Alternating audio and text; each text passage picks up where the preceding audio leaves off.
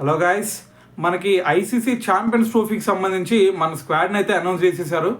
అయితే ఇక్కడ మన తెలుగు ప్లేయర్స్ అయిన సిరాజ్, అలాగే తిలక్ వర్మ, నితీష్ కుమార్ రెడ్డి, సో ముగ్గురులో ఎవరికి కూడా ఆ ప్లేయింగ్ 15లో ఛాన్స్ దొరకలేదు. అఫ్కోర్స్ మనకి ట్రావెలింగ్ రిజర్వ్స్లో నితీష్ కుమార్ రెడ్డికి ప్లేస్ దొరికింది అనుకోండి, అది పక్కన పెడితే మరి నితీష్ కుమార్ రెడ్డికి ప్లేయింగ్ 15లో దొరకలేదు, మరి తిలక్ వర్మకు కూడా దొరకలేదు అంటే ఒక రీజన్ ఉంది. ఎందుకంటే వాళ్ళిద్దరికి అంత ఎక్స్పీరియన్స్ లేదు, ఇది ఛాంపియన్స్ ట్రోఫీ కాబట్టి. సో వాళ్ళిద్దరికి దక్కలేదంటే ఒక అర్థం ఉంది. మరి ఇక్కడ సిరాజ్ లాంటి ఒక టాప్ బౌలర్కి కూడా ఎందుకు దక్కలేదు అనే పాయింట్ ప్రతి ఒక్కరు రేజ్ చేస్తారు. సో అందుకని చెప్పేసి మనకి రోహిత్ శర్మ కూడా ఒక స్టేట్మెంట్ ఇచ్చాడు దానికి సంబంధించి. అదేంటంటే రేపు మాకు బుమ్రా 100% ఫిట్గా ఉండి మాకు ఛాంపియన్స్ ట్రోఫీకి అందుబాటులో ఉంటాడా లేదా అనేది అయితే మేము చెప్పలేం. సో మరి దానికి ముందుగానే ఒక ముందు జాగ్రత్త తీసుకోవాలి కాబట్టి, సో మరి బుమ్రా ఏమన్నా లేకపోతే మాకు వికెట్ టేకింగ్ బౌలర్ ఉండాలి, మాకు పవర్ ప్లేలో మాకు వికెట్ టేకింగ్ బౌలర్ ఉండాలి, దాని తర్వాత డెత్ ఓవర్లో కూడా రన్స్ కట్టడి చేసే బౌలర్ కావాలా. సో అందుకని చెప్పేసి హర్షదీప్ సింగ్ వైపు వెళ్తాం. మరి సిరాజ్ ఒక మంచి బౌలరే కదా, మరి అతన్ని ఎందుకు తీసుకోలేదు? అతను మీకు మా పవర్ ప్లేలో వికెట్లు తీయడా, దాని తర్వాత డెత్ ఓవర్లో అంత మంచి బౌలింగ్ వేయడా అంటే దానికి సంబంధించి ఆన్సర్ ఇచ్చాడు రోహిత్ శర్మ. అదేంటంటే మాకు సిరాజ్ పవర్ ప్లేలో ఎక్స్ట్రాడినరీ బౌలర్, కానీ బాల్ ఎప్పుడైతే ఓల్డ్ అయిద్దో అప్పుడు సిరాజ్ నుంచి మాకు వికెట్స్ రావటం తగ్గుతున్నాయి. అందుకని చెప్పేసి మేము హర్షదీప్ సింగ్ అయితే మాకు పవర్ ప్లేలో అలాగే డెత్ ఓవర్లో మంచి బౌలింగ్ వేస్తున్నాడు కాబట్టి మాకు, సో అందుకని చెప్పేసి మేము హర్షదీప్ సింగ్ వైపు వెళ్తున్నాం అని చెప్పేసి ఒక స్టేట్మెంట్ ఇచ్చాడు. సో ఇక్కడ వరకు అయితే ఓకే. నితీష్ కుమార్ రెడ్డిని ట్రావెలింగ్ రిజర్వ్లో పెట్టారు, తిలక్ వర్మకి అంత ఎక్స్పీరియన్స్ లేదు. సో దాని తర్వాత వచ్చేసరికి సిరాజ్కి ఒక స్టేట్మెంట్ ఇచ్చాడు. సో ఇదంతా ఓకే. మరి దాని తర్వాత కొంతమంది మాట్లాడుతుంది ఏంటంటే కరుణ్ నాయర్ మరి మంచిగా ఆడుతున్నాడు కదా అక్కడ డొమెస్టిక్లో, మరి అతన్ని ఎందుకు తీసుకోలేదు, అతన్ని తీసుకోవచ్చు కదా అని చెప్పేసి కూడా కొంతమంది మరి మాట్లాడవచ్చు. సో అయితే దానికి సంబంధించి మనం చెప్పేది ఏంటంటే, మీకు ఆల్రెడీ తెలుసు డొమెస్టిక్ సీజన్లో ఉండే ప్లేయర్స్ వేరు, డొమెస్టిక్ ప్లేయర్స్ వేరు, ఇక్కడ ఇంటర్నేషనల్ ప్లేయర్స్ వేరు. సో అక్కడ స్కోర్ చేసాడు అని చెప్పేసి డైరెక్ట్గా ఇక్కడ తీసుకొచ్చి ఇక్కడ ఛాంపియన్స్ ట్రోఫీలో ప్లేస్ పెడితే మనం ఆల్రెడీ న్యూజిలాండ్ సిరీస్లో చూసాం. సర్ఫరాజ్ ఖాన్ ఒక్క ఇన్నింగ్స్లో 150 తప్ప మిగతా ఆ సిరీస్ మొత్తంలో ఎలా ఫెయిల్ అయ్యాడో మీ అందరు చూశారు. సో అదే సినారియో మళ్ళీ రిపీట్ అయ్యే ఛాన్స్ ఉంది ఇక్కడ కరుణ్ నాయర్ని కనుక ఛాంపియన్స్ ట్రోఫీలో పెడితే. సో ఒకవేళ కరుణ్ నాయర్ని అక్కడ పర్ఫామ్ చేస్తున్నాడు అని చెప్పేసి ఛాంపియన్స్ ట్రోఫీలో డైరెక్ట్గా తీసుకొచ్చారంటే అంతకంటే బుద్ధి తక్కువ డెసిషన్ ఇంకోటి ఉండదు. సో అందుకని చెప్పేసి కరుణ్ నాయర్ని ఇప్పుడైతే పరిగణలోకి తీసుకోలేదు. సో ఏదైనా సరే మరి ఇంగ్లాండ్ సిరీస్లోకి తీసుకొని అక్కడ ఏదన్నా సరే మరి బ్యాకప్గా పెట్టుకున్నట్టయితే బాగుండేది. సో ఏదైనా సరే మరి నెక్స్ట్ చిన్న టీంల మీద ఫస్ట్ ఛాన్స్ ఇచ్చి దాని తర్వాత మరి ఇటువంటి పెద్ద టీమ్స్ మీద ఏదన్నా ఆలోచన ఉందేమో. సో అదైతే మరి దాని గురించి మాట్లాడాల్సిన అవసరం లేదు. సో అయితే ప్రస్తుతానికి టీం మరి సెలెక్ట్ చేసిన టీం అయితే పర్ఫెక్ట్గా ఉంది. కానీ ఇక్కడ ఇంకోటి ఏంటంటే మనకి ట్రావెలింగ్ రిజర్వ్లో చూసుకున్నట్టయితే ఆవేష్ ఖాన్ ఉన్నాడు మనకి ప్యూర్ బౌలర్గా. మరి ఆవేష్ ఖాన్కి దాని తర్వాత ఇక్కడ సిరాజ్ని ట్రావెలింగ్ రిజర్వ్లో కూడా పెట్టలేదు, ఆవేష్ ఖాన్ని ట్రావెలింగ్ రిజర్వ్లో పెట్టారు. మరి ఆవేష్ ఖాన్ కంటే సిరాజ్ దారుణంగా బౌలింగ్ వేస్తాడా అంటే ఇది కొంచెం ఆలోచించాల్సిన విషయం. సో అఫ్కోర్స్ మనకి సిరాజ్ని మరి ట్రావెలింగ్ రిజర్వ్లోగా అయినా సరే తీసుకుంటే చాలా బెటర్గా ఉండేది. సో అది పక్కన పెడితే మనకి ట్రావెలింగ్ రిజర్వ్లో చూసుకుంటే నితీష్ కుమార్ రెడ్డి, దాని తర్వాత మరి ఇంకొక మనకి స్పిన్నర్ కూడా.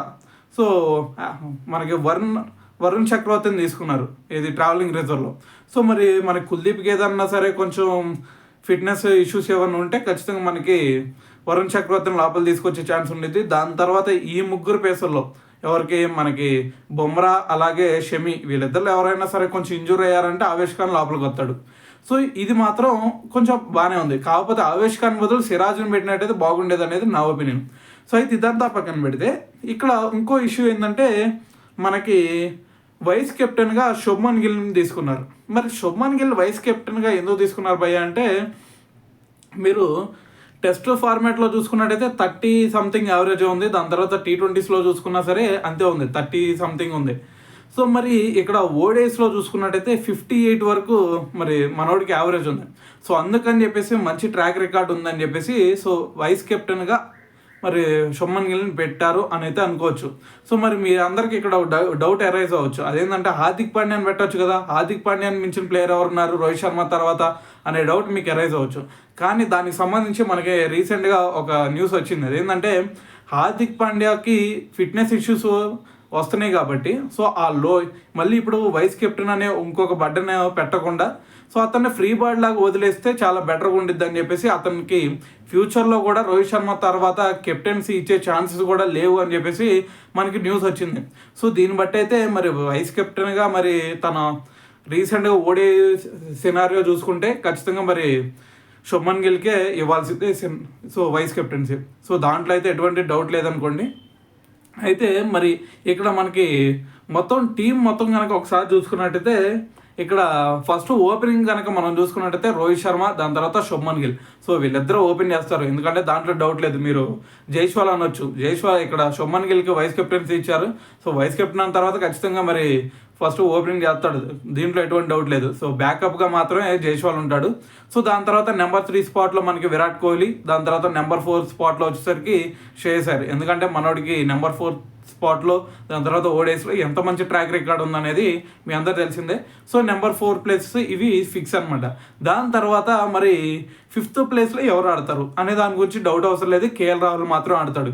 సో మరి ఏదన్నా సరే మనకి left and right hand combination ఏమన్నా కావాలి, అపోజిషన్ వేరే విధంగా ఉంది అని ఏదన్నా డౌట్ ఉంటే, వాళ్ళు అపోజిషన్లో లెఫ్ట్ హ్యాండ్ సీమర్లు ఎక్కువ ఉన్నారు అని కనుక అనుకుంటే సో ఆ ప్లేస్లో కేఎల్ రాహుల్ ప్లేస్లో మనకి పంతన్ రీప్లేస్ అయ్యే ఛాన్స్ ఉంది. సో అది పక్కన పెడితే మనకి నెంబర్ 5 స్పాట్లో వచ్చేసరికి కేఎల్ రాహుల్, నెంబర్ 6లో వచ్చేసరికి మనకి హార్దిక్ పాండ్యా, నెంబర్ 7లో వచ్చేసరికి జడేజాకే ప్రిఫరెన్స్ ఎక్కువ ఇస్తాడు అనుకోండి, ఎందుకంటే మనోడు ఎక్స్పీరియన్స్ కాబట్టి అక్షర్ పటేల్తో కంపేర్ చేస్తే. సో దాని తర్వాత మళ్ళీ మనకి అక్షర్ పటేల్ నెంబర్ 8 స్పాట్లో so Akshar Patel or Sundar, so వీళ్ళిద్దరిలో ఎవరో ఒకరు ఉంటారనమాట. సో దానికంటే ముందు చూసుకుంటే హార్దిక్ పాండ్యా.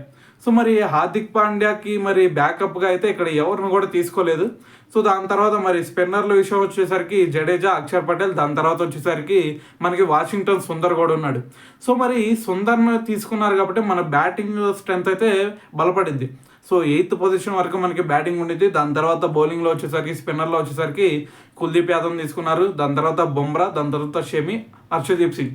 సో ఇది ప్లేయింగ్ 15 అయితే ఇదనమాట. సో అయితే ఇక్కడ మనకి కొన్ని డౌట్స్ అరైజ్ అవ్వాలి.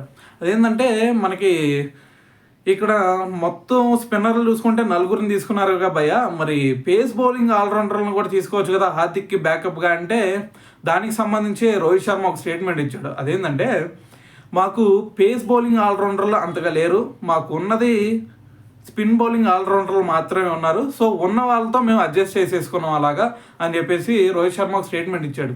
సో అయితే ఇది కొంచెం కన్విన్సింగ్గానే ఉందిలే, కానీ కాకపోతే మనకి పేస్ బౌలింగ్ ఆల్రౌండర్ కింద మనకి అటువైపు శివన్ డూబే ఉన్నాడు, ఇటువైపు నితీష్ కుమార్ రెడ్డి ఉన్నారు. సో వీళ్ళిద్దరిలో ఎవరో ఒకరికి ఛాన్స్ ఇచ్చినట్టయితే బాగుండేది. సో ఏదేమైనా సరే మరి ఎన్కేఆర్కి ట్రావెలింగ్ రిజర్వ్లో ఇచ్చారు. సో మరి చూద్దాం తర్వాత ఏం చేస్తారు అనేది. అయితే మరి టీం మాత్రం పర్ఫెక్ట్గా ఉంది. సో మనకి ఇక్కడ స్పిన్ బౌలింగ్ ఆల్రౌండర్లో మొత్తాన్ని పెట్టుకున్నా కానీ మనకి సో టీం మాత్రం ఎక్స్ట్రాడినరీగా ఉంది. సో అయితే ఇక్కడ ఇంకోటి ఏంటంటే మనకి టీం మాత్రం పర్ఫెక్ట్గా పిక్ చేశారు, ఎందుకంటే ఓన్లీ 3 పేసర్లు మాత్రమే తీసుకున్నారు. ఎందుకంటే మనకి దుబాయ్ పిచ్లు కాబట్టి, దుబాయ్ పిచ్లో మనందరూ తెలిసిందే కదా, అక్కడ స్పిన్ ట్రాక్లు ఉంటాయి. సో పేస్ బౌలింగ్కి అంత అనుకూలించకపోవచ్చు. సో అందుకని చెప్పేసి 3 పేసర్లనే తీసుకున్నారు, స్పిన్నర్స్ని మాత్రం 4 తీసుకున్నారు. సో అది మాత్రం ఎక్సలెంట్ మూవ్ అని చెప్పాలా. సో అయితే ఇక్కడ ఇంకోటి ఏంటంటే అర్చిత్ రాణా అని, ఇది మనకి ఇంగ్లాండ్ ఓడిఐస్కి వచ్చేసరికి అర్చిత్ రాణాని తీసుకున్నారు. ఆ మూవ్ ఎందుకో నాకైతే ఇప్పటి వరకు అర్థం కాలేదు. సో మరి అర్చిత్ రాణా బదులు మరి వీళ్ళని మరి ట్రావెలింగ్ రిజర్వ్లో ఉన్న వాళ్ళని పెడితే బాగుండేది కదా. సో మరి ఆ మూవ్ ఏందో నాకైతే అర్థం కాలేదు. సో మరి బ్యాకప్ చేద్దాం అనుకున్నారేమో. అర్చిత్ రాణా మొన్న పర్ఫార్మెన్స్ మీ అందరు చూసుంటారు బోర్డర్ గాస్కో ట్రోఫీలో. సో మరి అక్కడ ఆ పర్ఫార్మెన్స్ ఇచ్చిన తర్వాత కూడా మళ్ళీ బ్యాకప్ చేస్తున్నారు. సో బ్యాకప్ చేయడం తప్పేం కాదు, కాకపోతే ఈ ఛాంపియన్స్ ట్రోఫీ ముందుంది కాబట్టి దానికి సంబంధించిన చేంజెస్ చేస్తే బాగుండిద్ది. అంతేగానే మరి రేపు ఈ సిరీస్ అయిపోయిన తర్వాత మనకి ఛాంపియన్స్ ట్రోఫీ అయిపోయిన తర్వాత మళ్ళీ ఇంగ్లాండ్ సిరీస్ ఉంది. సో అప్పుడు మళ్ళీ ఛాన్సెస్ ఇస్తే బాగుండేది, కానీ దీనికి ముందు ఛాంపియన్స్ ట్రోఫీకి ముందు ఈ చేంజెస్ తీసుకురావడం, ఇటువంటి కొత్త వేరియేషన్ చేస్తూ ఉంటారు. సో ఇవి మాత్రం మనకి బెడ్స్ కొడతా ఉంటాయి రేపు. సో ఏదేమైనా సరే మరి ఒక చేంజే కాబట్టి మరి బుమ్రా ప్లేస్లో మరి మనకి హర్షదీప్ రాణా ఆడతాడు. సో ఒక చేంజెస్గా కాబట్టి సో పక్కన పెట్టేద్దాం, దాని గురించి మాట్లాడతాం కూడా సో అంత యూజ్ ఏం లేదు. సో ఏదేమైనా సరే మరి ఛాంపియన్స్ ట్రోఫీకి సంబంధించి టీం మాత్రం పర్ఫెక్ట్గా ఉంది. సో మళ్ళీ చెప్తున్నాం ఏంటంటే, మనకి ఫస్ట్ ఓపెనింగ్లో వచ్చేసరికి శుభ్మన్ గిల్, రోహిత్ శర్మ, దాని తర్వాత ఎస్ఎస్సి జైస్వాల్, వీళ్ళు ముగ్గురు. దాని తర్వాత వచ్చేసరికి నెంబర్ 3 స్పాట్లో విరాట్ కోహ్లీ, 4లో వచ్చేసరికి శ్రేయస్ అయ్యర్, 5లో వచ్చేసరికి కేఎల్ రాహుల్ ఆర్ రిషబ్ పంత్, 6లో వచ్చేసరికి హార్దిక్ పాండ్యా, 7లో వచ్చేసరికి జడేజా ఆర్ అక్షర్ పటేల్. దాని తర్వాత మనకి నెంబర్ 8 పొజిషన్లో వచ్చేసరికి సో మనకి వాషింగ్టన్ సుందర్ ఉంటాడు. సో నెంబర్ 9లో మనకి కుల్దీప్ యాదవ్, 10లో వచ్చేసరికి షమి, దాని తర్వాత బుమ్రా. సో ఇదనమాట. సో అయితే దాని తర్వాత మరి బ్యాకప్ మనందరం చూసిన వాళ్ళమే. ఇక మరి పంత్ ఒకడు బ్యాకప్గానే ఉంటాడు. దాని తర్వాత జైస్వాల్ కూడా బ్యాకప్గానే ఉండే ఛాన్స్ ఉంది. దాని తర్వాత అక్షర్ పటేల్ కూడా బ్యాకప్గా ఉండే ఛాన్సే కనిపిస్తూ ఉంది. సో అయితే మరి ప్రస్తుతానికి టీం అయితే ఇదనమాట. సో అయితే మరి ఈ టీం గురించి మీరేమనుకుంటున్నారు? మరి టీం పర్ఫెక్ట్గా ఉందా? మరి ఛాంపియన్స్ ట్రోఫీ గెలవగలిగే టీం లాగా ఉందా లేదా అనే దాని గురించి మరి కామెంట్ చేసేయండి.